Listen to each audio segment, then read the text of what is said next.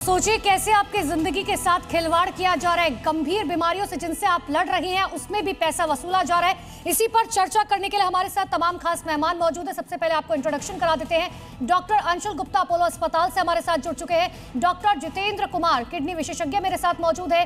Doctor Manoj Kumar max hospital से मेरे साथ जुड़ चुके हैं और डॉक्टर सतीश पांडे जो आई सर्जन है मेरे साथ जुड़ चुके हैं। आप सभी का बहुत बहुत स्वागत है।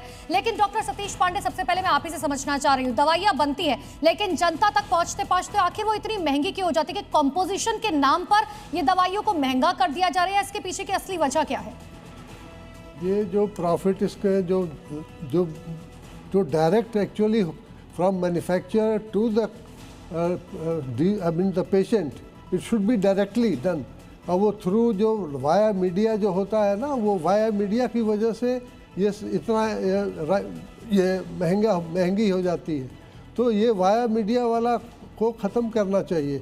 अब डायरेक्ट जैसे अभी गवर्नमेंट दे रही है वहाँ से वो जो हमारे प्राइम मिनिस्टर साहब डायरेक्ट दो देते हैं, उसमें उसकी दवाइयाँ काफ़ी सस्ती होती हैं। हाँ, करीब डॉक्टर ये इतना कंफर्टेबली और बहुत इजी नहीं होता कि डायरेक्टली हम वहाँ से ले सकें।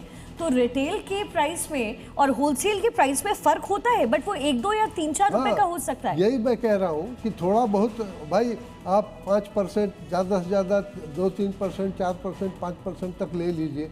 अब यहाँ तो कितने लोग, कितनी दवाइयाँ ऐसी हैं जिसमें 90, 75, 70% तक लोग ले लेते हैं। तो ये बहुत ही गलत बात है।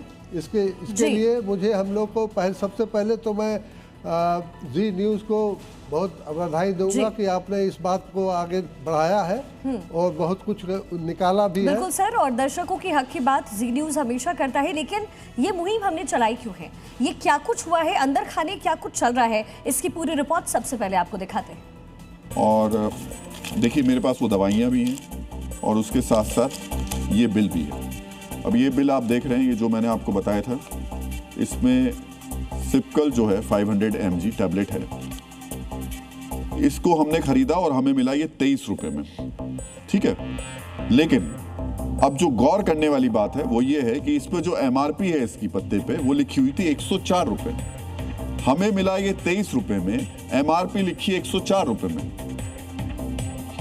यानी अब इसका खेल समझिए, बेचने वाला चाहे तो इसको 104 रुपए तक बेच सकता है।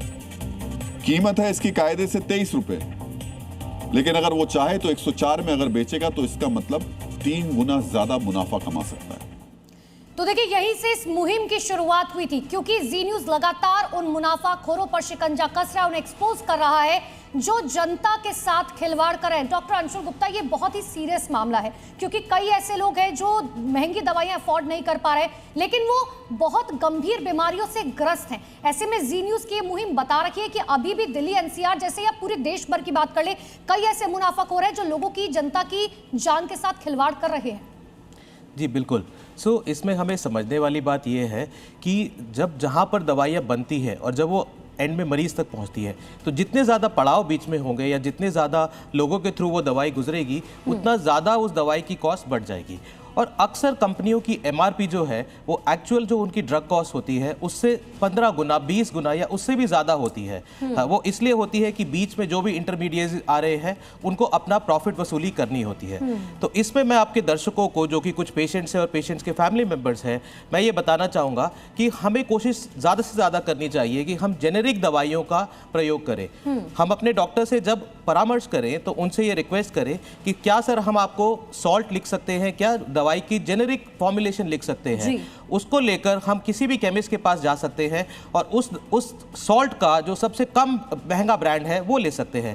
या हम ये भी कोशिश कर सकते हैं कि जो सरकार द्वारा फार्मेसीज एस्टैब्लिश करी गई हैं, अमृत फार्मेसीज है। सॉरी मैं आपको बीच में रोक रही हूं, बट एक बहुत कॉमन सवाल है कि क्या होता है, कभी भी आप दिल्ली NCR के किसी भी अगर छोटे मोटे डॉक्टर के पास जाएंगे, डॉक्टर की तरफ से स्पेशली ये बात कही जाती है कि पास ही कि आप केमिस्ट किससे लीजिएगा, क्योंकि आपको उसके पास ये दवाइयां मिल जाएंगी। उसके पीछे का रीजन ये भी होता है कि कहीं ना कहीं बीच में पैसा वसूला जा रहा है, या उसी डिस्पेंसरी से लीजिएगा। अब ऐसे में जनता को पता है कि आम जनता जो है उसको ये लगता है कि हाँ ठीक है, डॉक्टर ने कहा इससे लेने के लिए तो हम इसी से लेंगे, लेकिन वहां जो पैसों का लेन देन हो रहा है, एक वो भी तो बहुत बड़ी मुनाफाखोरी है ना सर।